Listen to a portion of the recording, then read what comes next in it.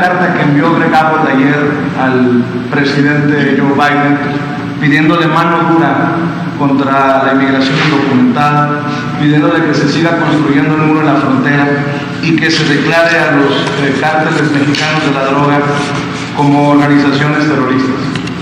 Pues que no estoy de acuerdo, y es lo mismo. Es propaganda, para decirlo amablemente, con todo respeto. Eso no es serio, es propaganda.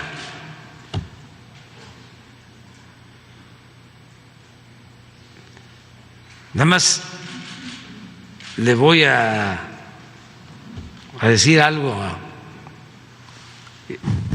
Es gobernador. Acaba de ser reelecto.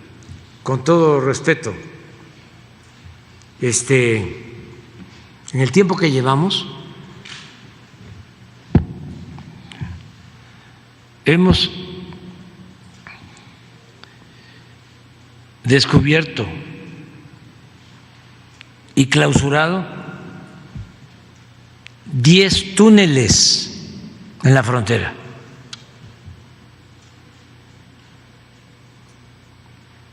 ¿Por qué su obsesión en el muro?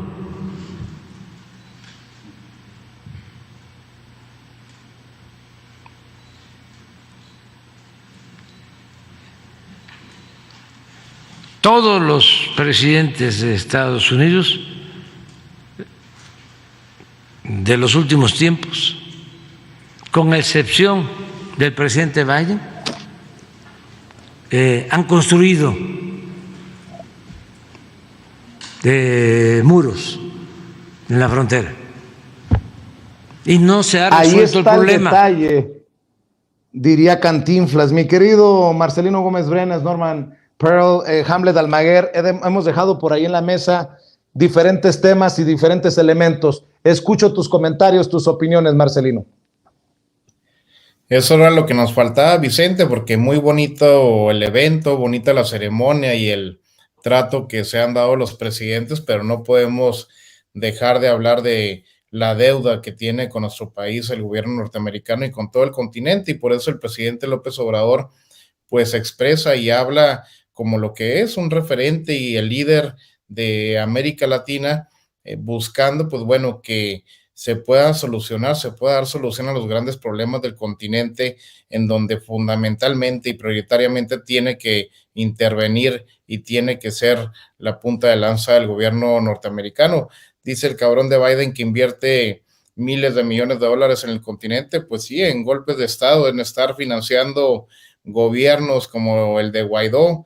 ¿Cuánto dinero no desperdician en ese tipo de golpes a la democracia en los países de América Latina, en vez de aprovechar para apoyar, para invertir en programas como lo ha hecho México y el presidente López Obrador en Centroamérica, que eso sí resuelve o por lo menos auxilia un poco en el problema migratorio? Yo creo que mientras no exista voluntad política del gobierno norteamericano, que se dejen de hipocresía y que se dejen pues de estar tratando de vivir y sobrevivir a costa de los pueblos de América Latina, no habrá solución para los grandes temas que son lo fundamental. Por ejemplo, en esta visita, Vicente, el tema migratorio, el mismo tema del narcotráfico que estás tocando, pues sí, es muy fácil echar la pelotita de el fentanilo, de la marihuana, de la cocaína en nuestro país, pero los grandes consumidores siguen estando en Estados Unidos, el gran mercado sigue estando allá,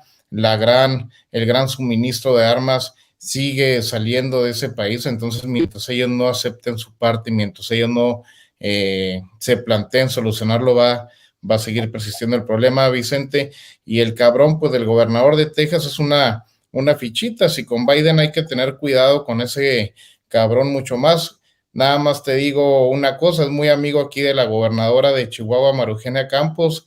Con eso te puede dar una idea de qué tipo de personaje es.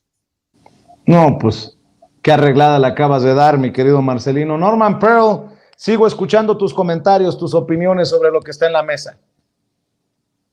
Fíjate que la mañanera de este día con mucho interés, especialmente cuando el presidente se refiere al tema de Texas, ¿no? Y al presidente formaba parte de Coahuila. Y de la noche a la mañana, bueno, pues nos encontramos con que ya no es de nosotros, ¿no? Y me llama mucho la atención cuando habla del corrido, de la canción, en donde dice que la frontera me rebasó a mí, ¿no? Yo no crucé la frontera, la frontera me rebasó a mí. Abbott, pues como casi todos los gobernantes norteamericanos, pues son de origen europeo. No tienen claro todavía que Estados Unidos es un país de migrantes y que si bien es cierto, los europeos se han hecho cargo, los gobiernos en Estados Unidos, pues realmente Estados Unidos aglutina a muchísimas nacionalidades, ¿no? Y todas son respetables, porque pues el migrante es una persona que deja todo atrás para buscar una nueva vida y contribuir, en este caso, en Estados Unidos, de la forma como han hecho, especialmente los mexicanos, ¿no? Cuando el presidente habla de los 24 niños que hablan español, pues yo tengo que pensar también a los adultos. Yo creo que el 40% de los, no el 40%, 40 millones de adultos en Estados Unidos hablan necesariamente español, porque son de origen mexicano, presidente puertorriqueño, 5 millones y otros tantos cubanos. De tal manera que hay mucha gente que habla español, pero lo más importante de todo esto es que el migrante siempre tiene que tener muy claro de dónde viene, ¿no? Es decir, ¿por qué está ahí? ¿Y de qué manera contribuye al enriquecimiento y a la grandeza de aquel país?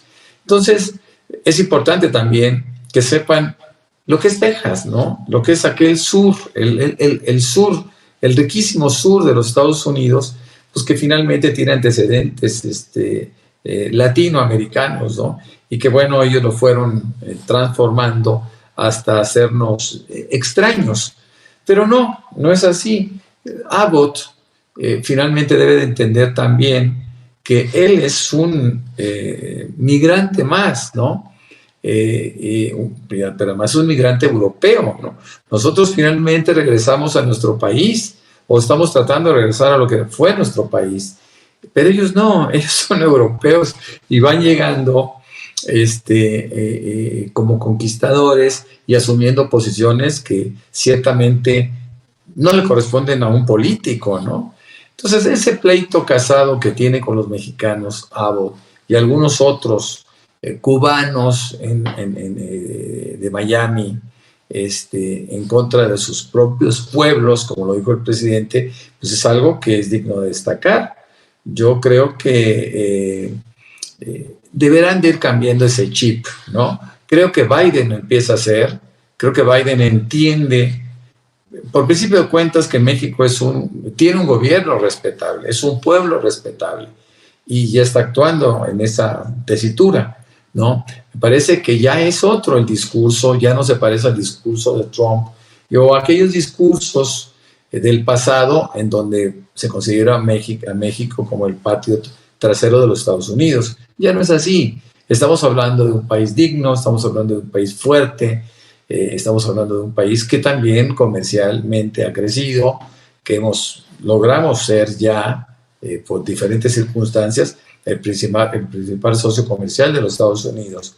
Y también me parece que hay muchas cosas que se pueden hacer de manera conjunta. Siempre he pensado, desde hace un par de años que lo cita el presidente López Obrador, la sustitución de la OEA para poder conformar el canciller Marcelo Ebrard está en la misma circunstancia, ¿no? También plantea la necesidad de sustituir cuanto antes a la OEA. Pero lo más importante es crear esa América unida que plantea el presidente López Obrador, y llama la atención también cómo pondera la circunstancia de que hoy por hoy todos los puertos del Pacífico están llenos de mercancías asiáticas, ¿no? mercancías que se pueden sustituir. En fin, la mañanera, este día y prácticamente todos los días, representa no solo ideas y acciones propositivas por parte de la presidencia, también representa mucha inteligencia, mucha cultura, mucha historia, Vicente, y es algo que nosotros los mexicanos debemos de agradecer por parte del gobierno que tenemos, que afortunadamente tenemos. Eso en la mañanera. Y en el mensaje en Palacio Nacional frente a Joe Biden, refrenda su liderazgo el presidente Andrés Manuel López Obrador hacia el continente. Cuando habla de una América unida, de que presidente Joe Biden, usted puede. Ese es el papel que muchos hemos estado advirtiendo, que juega, que jugaría y que jugará Andrés Manuel López Obrador del Río Bravo hacia abajo. Por eso, hacia el sur, en Colombia, en Bolivia, en Brasil, ven a un Andrés Manuel López Obrador como un válido interlocutor y efectivo interlocutor hacia las potencias de América del Norte, salvo que tú digas otra cosa, mi querido Hamlet Almaguer. Pues está representando a cerca de 600 millones de personas en nuestra región. Encomiable la defensa de Brasil que emprende del presidente Lula frente a este ataque. Ya incluso Bolsonaro creo que tuvo que ir al hospital. Hay solicitudes en el Congreso de Estados Unidos para que lo extraditen o lo deporten. Y pues es una estrategia muy, muy impresionante la del presidente, poder reunir a todo este grupo de liderazgos de la región para no ir solos frente a un gigante como Estados Unidos. Es una estrategia muy inteligente y muy digna, además. Y la integración también se está trabajando hacia el sur, eso es muy, muy relevante. Sobre el tema del gobernador Abbott y lo que mencionabas de Florida de manera indirecta, pues en realidad lo que hay es una competencia interna entre los republicanos por ver quién es el abanderado para competir por la presidencia de la República.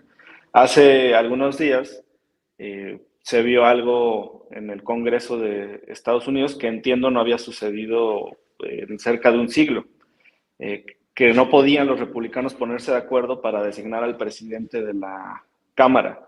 En algunos medios internacionales, por ejemplo, se divulgó la fotografía de una congresista, me parece que de Georgia, queriendo pasarle el celular a otro legislador republicano y se veía que del otro lado de la línea estaba el expresidente Trump.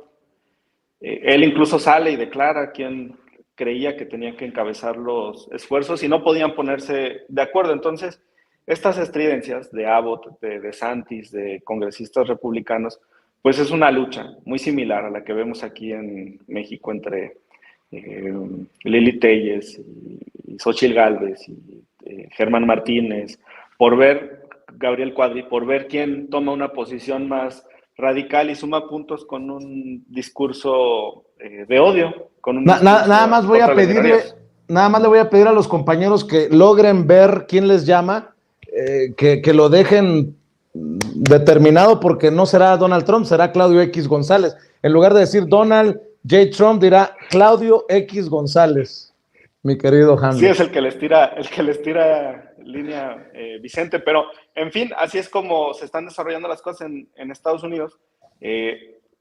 Debe tener presiones también el presidente Biden, como las tiene el presidente Trudeau, de ciertos grupos, como existen aquí en México en contra del presidente López Obrador, pero me parece que eso es algo que los une, porque frente a los opositores que cada uno tiene en su país, deben de lograr acuerdos que mejoren la situación económica y beneficien a las mayorías en sus naciones.